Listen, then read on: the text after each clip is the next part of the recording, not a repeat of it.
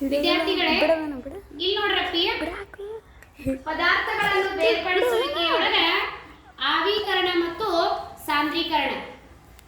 ಮೊನ್ನೆ ಇದಕ್ಕಿಂತ ಮುಂಚಿನ ಪೀರಿಯಡಲ್ಲಿ ನಾನು ಆವಿಕರಣ ಎಂಬ ಪ್ರಯೋಗವನ್ನು ತೋರಿಸಿದ್ದೆ ನಿಮಗೆ.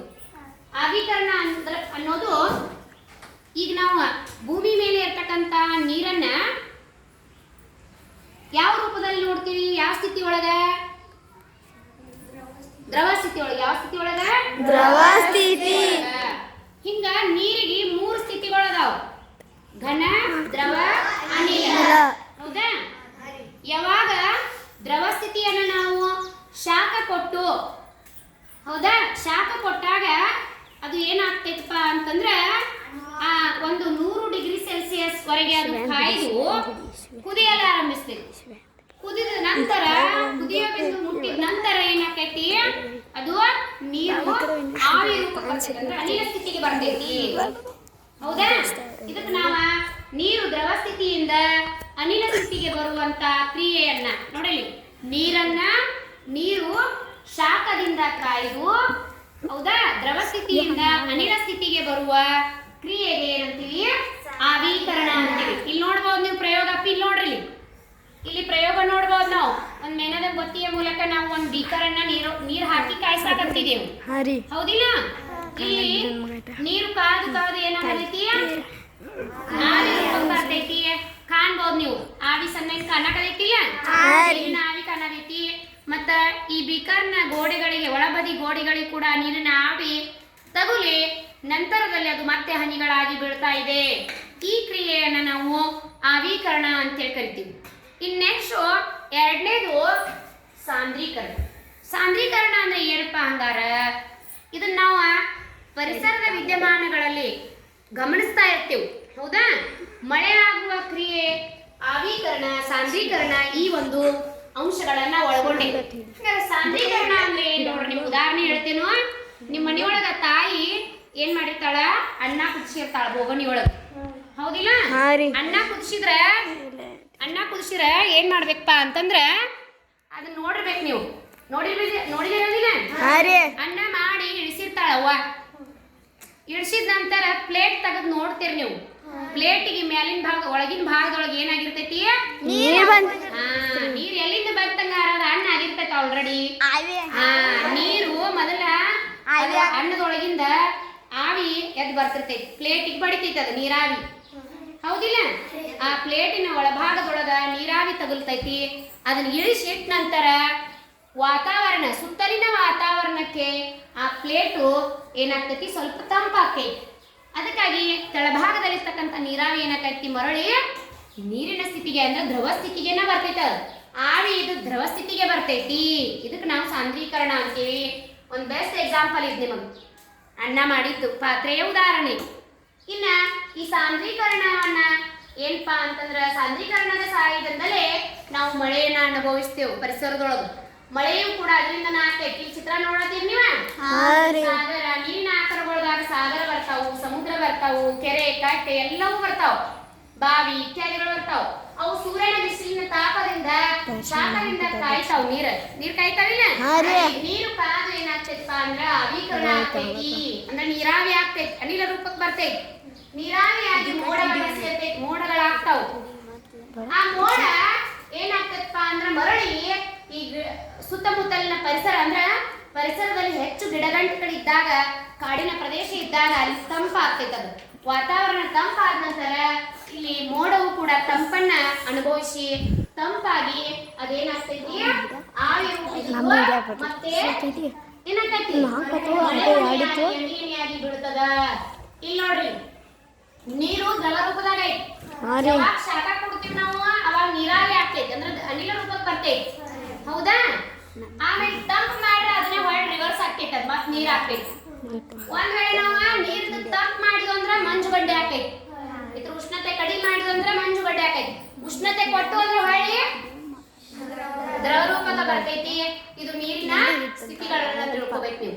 ಈಗ ಸಾಂದ್ರೀಕರಣ ಮತ್ತು ಆವಿಕರಣ ಒಳಗೊಂಡಂತೆ ಮಳೆ ಹನಿ ಯಾವ ರೀತಿ ರೂಪುಗೊಳ್ತೈತಿ ಅನ್ನೋದನ್ನ, ಮಳೆ ಉಂಟಾಗುವಿಕೆಯ ಪ್ರಯೋಗವನ್ನ ನಾನು ನಿಮಗೆ ತೋರಿಸ್ತೇನೋ. ನೋಡಿ, ಇಲ್ಲಿ ಒಂದ ಏನ್ ಮಾಡತ್ತಿತ್ತು ನೋಡಿ. ಇಲ್ಲಿ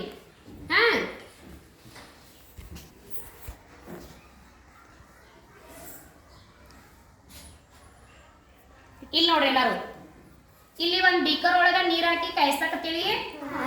ಸ್ಟ್ಯಾಂಡ್ ಮೇಲೆ ಜಳಗೆ ಇಟ್ಟು ದೀಪದ ಸೈಡಿಂದ ಕಾಯಿಸಕತ್ತೀವಿ. ಆಲ್ರೆಡಿ ನೀರ್ ಕಾಯೋದು ಆವಿಕರಣಗೊಳ್ಳಾಗತ್ತೆ. ಕಾಣಿಸತೈತಿ ನಿಮಗೆಲ್ಲರಿಗೂ. ಈ ಪ್ಲೇಟ್ ಒಳಗ ಏನ್ ಮಾಡ ಆವಿ ಎಲ್ಲಿ ಬಂದ್ ಬಡಿತಿ ತಪ್ಪಿ ಕೊಡ್ರಿ. ಆಲ್ರೆಡಿ ಕಾಣಕತೈತಿ ನೋಡ್ರಿ ನಿಮಗ. ಒಂದ್ ಈಗ ಆಲ್ರೆಡಿ ಆವಿ ಬಂದ ಇಲ್ಲಿ ತಗಲಾಕತೈತಿ. ಮ್ಯಾಲಿನ ಪ್ಲೇಟ್ ಸ್ವಲ್ಪ ವಾತಾವರಣ ತಂಪು ಇರೋದ್ರಿಂದ ಇದಕ್ಕಿಂತ ಜಾಸ್ತಿ ತಂಪು ಇರ್ತೈತಿ ವಾತಾವರಣ. ಅದಕ್ಕಾಗಿ ಮತ್ತೆ ಪುನಃ ನೀರಾಗಿ ಹನಿಯಾಗಿ ನಿರ್ಮಾಣ ಆಗತೈತಿ. ಅದನ್ನ ನಾವು ತಂಪು ಮಾಡೋದು. ಇನ್ನಷ್ಟು ಜಾಸ್ತಿ ತಂಪು ಮಾಡ್ಬೇಕಾರೆ ಏನ್ ಮಾಡೋದು ನಾವ ಐಸ್ ಹಾಕೋದ್ರಿ. ಏನ್ ಮಾಡೋನು ಐಸ್ ಕನ್ನತೈತಿ ಐಸ. ಈ ಐಸ್ ಅನ್ನ ನಾವೇನ್ ಮಾಡೋನು ಇಲ್ಲಿ ಹಾಕೋದು. ಐಸ್ ಹಾಕಿದ್ವಿ. ಈಗ ಅಗದಿ ಬೇಗ ನಮಗ ನೀರಾವಿ ಇದ್ದದ ತಂಪಾಗ್ತೈತಿ ನೋಡ್ರಿ. ನೋಡ್ರಿ ಎಷ್ಟು ಬೇಗ ತಂಪಾಗ್ತೈತಿ ನೋಡಕ್ರಿ. ತಂಪಾಗಿ ಮತ್ತೆ ಹೊಳ್ಳಿ ನೀರಿನ ಸ್ಥಿತಿಗೆ ಬರ್ತದೆ.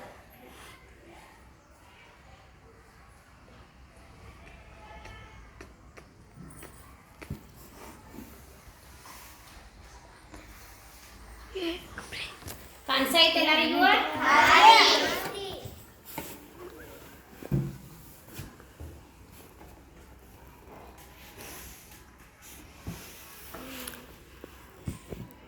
ಕಲೆಕ್ಟ್ ಆಗ್ಲ ನೀರಿನ ಆವಿ ಸ್ವಲ್ಪ ಅಲ್ಲಿ ಬರ್ಲಿ ಆಮೇಲೆ ಅದ ತಂಪಾಗ್ತೈತೆ.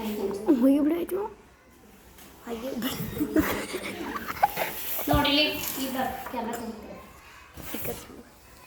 ಕರೆಕ್ಟ್ ಹಿಡಿಯಾಳ ಕಾಣಿಸತೈತಿ. ನೀರಿನ ಆವಿ ಪ್ಲೇಟಿಗೆ ತಗ್ಲಾತೈತಿ. ಪ್ಲೇಟ್ ಎಲ್ಲ ತಂಪೈತಿ. ಈಗ ನಾವು ಐಸ್ ಹಾಕೋದ್ರಿಂದ ಏನಾಕೈತದ ತಂಪಾಕೈತಿ.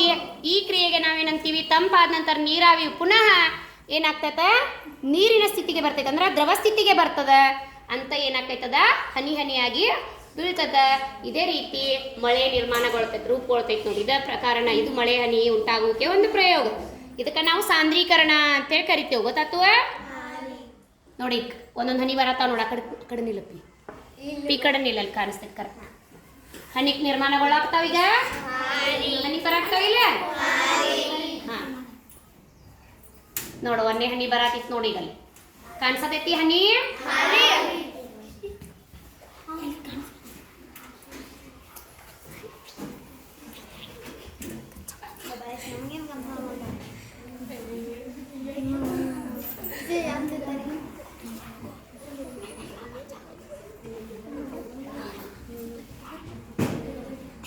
ಕಾಣಿಸತೈತಪ್ಪಿ.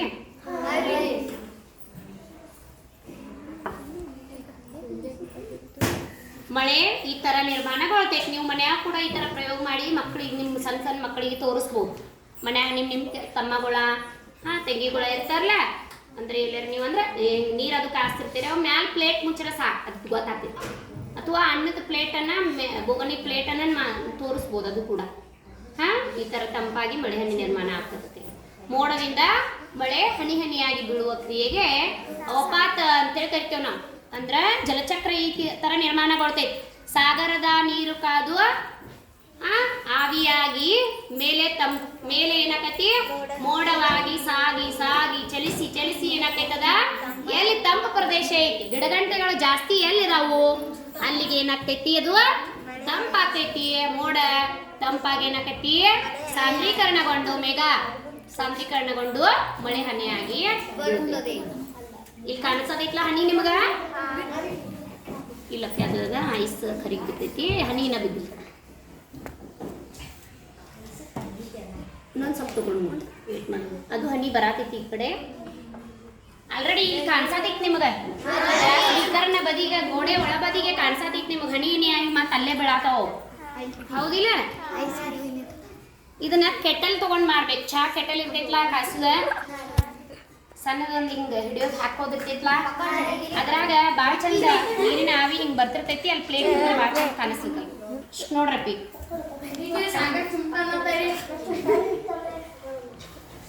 ಹಾ ಈಗ ಬರೋದೈತಿ.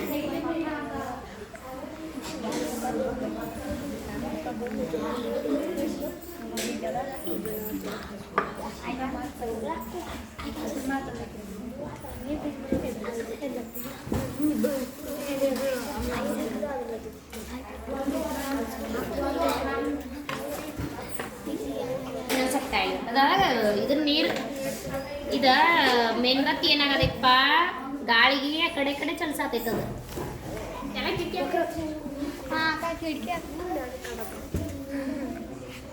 ಅಲ್ಲಿಂದ ಗಾಳಿ ಕಳದೈತೇನಪ್ಪ ಸ್ವಲ್ಪ ಹಾಕ್ಬಿಡಿ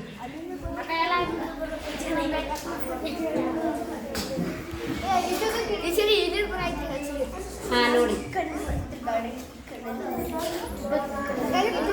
ಅಲ್ಲ ಈ ಹನಿ ಕಾಣದೈತಿ ನಿಮ್ಗ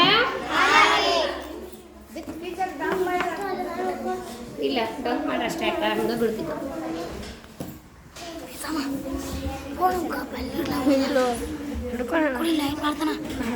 ಅಪ್ಪಿಗತ್ತೈತಿ ಇಲ್ಲಿ ಕಾಣಿಸಿತ್ಲ ಈ ನಿಮ್ಗ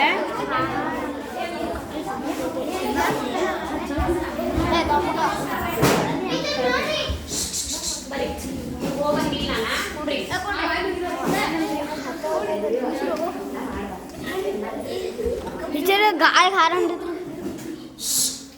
ನೋಡಿ ಕಡೆ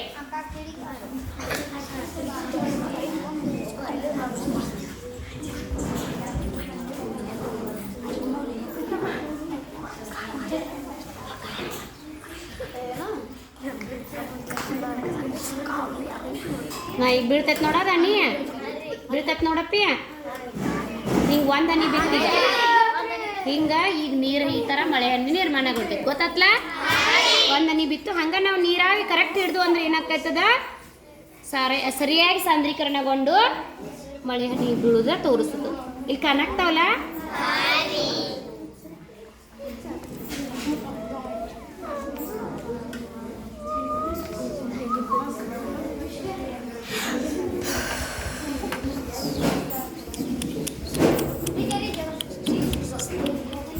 ಬರೀ ಕಡೆ ಮಾಡಿದ್ವಿ ಅಳಗೇಡ್ಸಿದಪ್ಪ ನೀ